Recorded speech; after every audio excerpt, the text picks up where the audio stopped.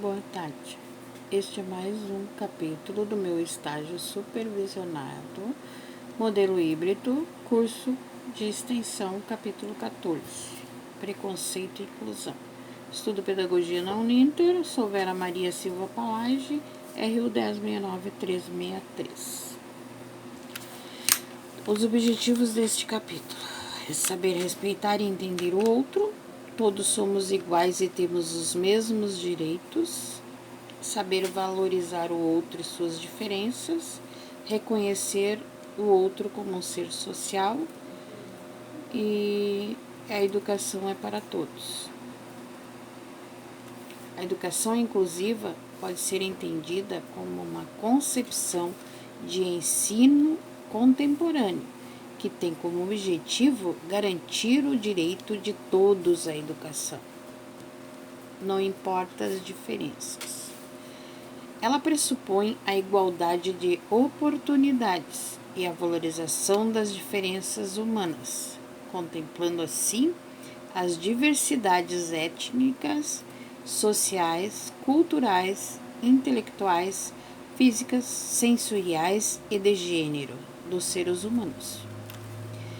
Implica a transformação da cultura, das práticas, das políticas vigentes na escola e nos sistemas de ensino, do modo a garantir o acesso, a participação e a aprendizagem de todos, sem exceção. Como saber se uma prática pedagógica é de fato inclusiva? Ou se a escola que se diz inclusiva realmente o direito de todos à educação? Além de uma importante ferramenta na análise do discurso e das práticas, os princípios também representam uma referência fundamental para quem está começando. Além disso, revisitá-los com frequência também pode ajudar educadores experientes e comprometidos com a inclusão a não perderem o rumo, porque os professores estão todos querendo aprender mais sobre a inclusão, mas que a escola também se adeque a eles. Os 5 princípios da educação inclusiva são: toda pessoa tem o direito de acesso à educação. Toda pessoa aprende.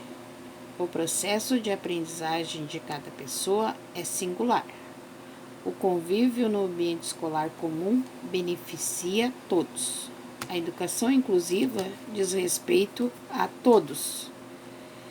Apesar do foco nas pessoas com deficiência, tendo em vista o histórico de privação da participação deste público nas redes de ensino, adota um conceito amplo de diversidade humana para pensar a educação inclusiva, cujo público-alvo são todas as crianças e adolescentes, todas sem exceção.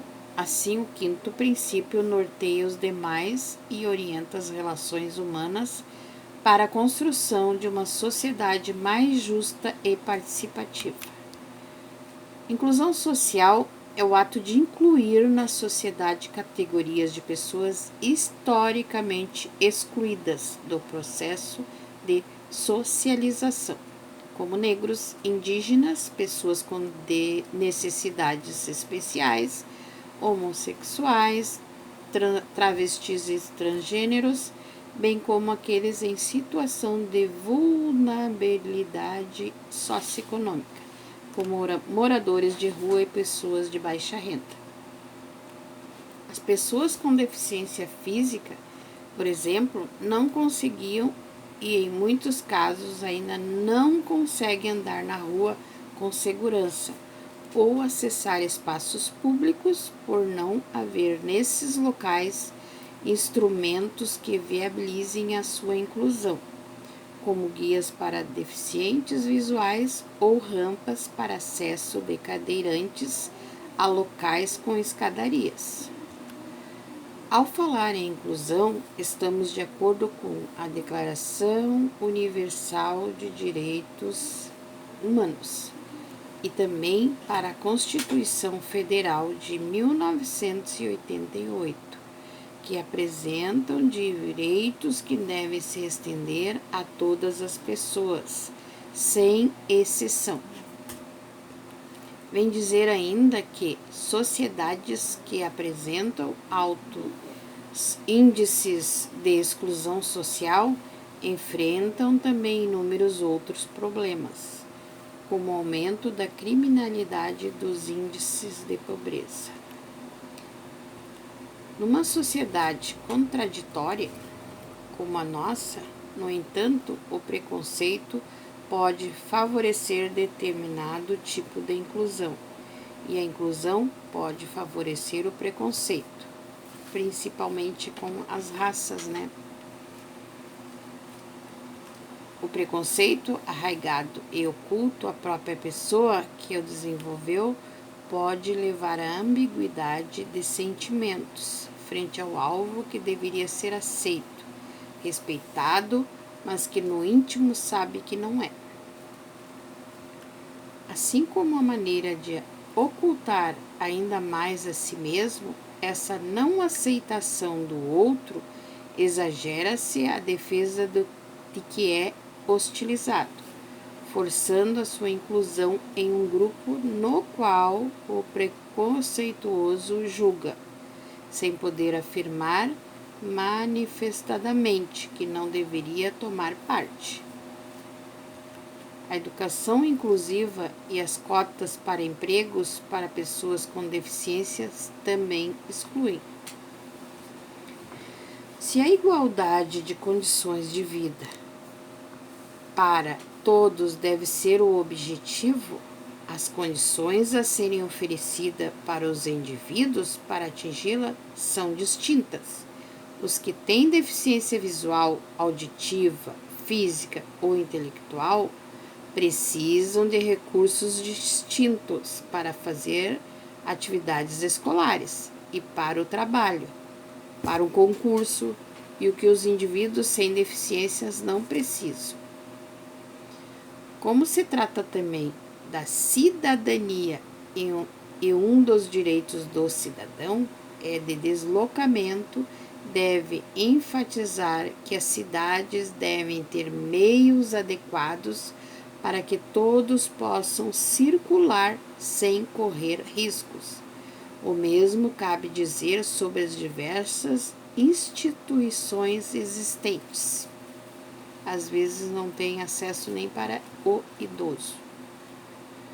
As cidades e as escolas devem se adequar a todas as comodidades existentes para que o professor ou aluno que tem algum problema de inclusão consiga se locomover ou se adaptar ao lugar ou escola para não se sentir excluído.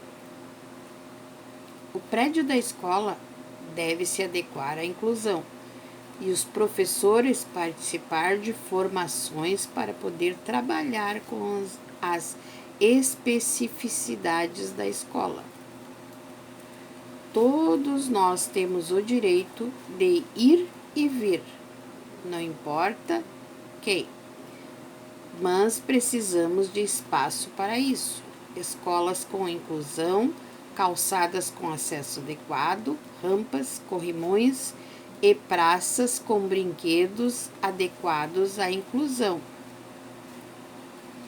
Já em 1994, a Declaração de Salamanca enfatiza de forma quase redundante que educação para todos efetivamente significa para todos. Requisitos, restrições e exceções são inerentes à lógica da integração. Na inclusão, todos têm direito à educação e todos significa todos, simples assim. E não se trata só de acesso à educação. Tem que ter direito à educação e que atenda às demandas dele. A escola e a sociedade devem se adequar para receber esse aluno sem distinção. A Convenção da ONU sobre os Direitos das Pessoas com Deficiência ratifica no Brasil como equivalência de emenda constitucional em 2008. Garante participação efetiva, sem discriminação e com base na igualdade de oportunidades, para o pleno desenvolvimento do potencial do educando. Então, um pensador já falava, Vygotsky, então, enfatiza que a condição humana não é dada pela natureza, mas construída ao longo de um processo histórico-cultural, pautado nas interações sociais, realizadas entre o homem e o meio, ou seja, o preparo do professor no contexto da educação inclusiva é o resultado da vivência e da interação cotidiana com cada um dos educandos, com ou sem deficiência, a partir de uma prática pedagógica dinâmica que reconheça e valorize as diferenças. Não há especialização capaz de antever o que somente no dia a dia poderá ser revelado.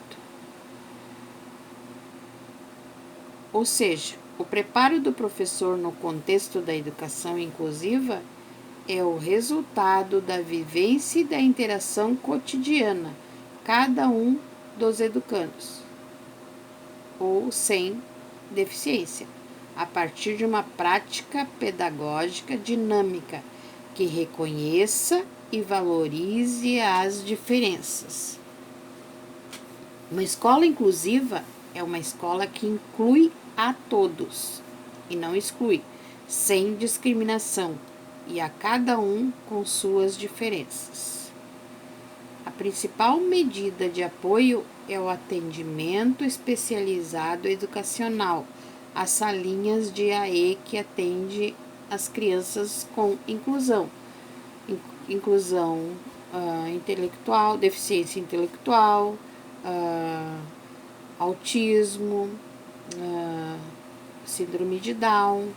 Todas essas crianças têm o direito de aprender, perseguindo a aprendizagem de forma ampla e colaborativa, oferecendo oportunidades iguais para todos e estratégias diferentes para cada um, de modo que todos possam desenvolver o seu potencial. Não há especialização capaz de antever o que somente no dia a dia poderá ser revelado. Só conhecendo o aluno a gente saberá entender o que ele precisa. A educação inclusiva é um processo contínuo e dinâmico, que implica a participação de todos os envolvidos, inclusive do próprio educando. Então, se o educando não for excluído, ele vai se envolver na sua própria educação, vai gostar, vai participar e ali ele irá e vai estar aprendendo também. Então, a inclusão não deve ser tida como um preconceito e a escola não deve excluir alunos, não deve ter preconceito e dia a dia poderá trabalhar sobre preconceito e inclusão, porque todos somos iguais perante a Deus, né? E todos temos os mesmos direitos e condições de aprender. Basta termos oportunidade, mesmo aqueles que não conseguem falar aquilo, mas a criança está aprendendo e interagindo com o meio e com os outros coleguinhas também. e os coleguinhas com ele, aprendendo a conviver com as diferenças. Obrigada.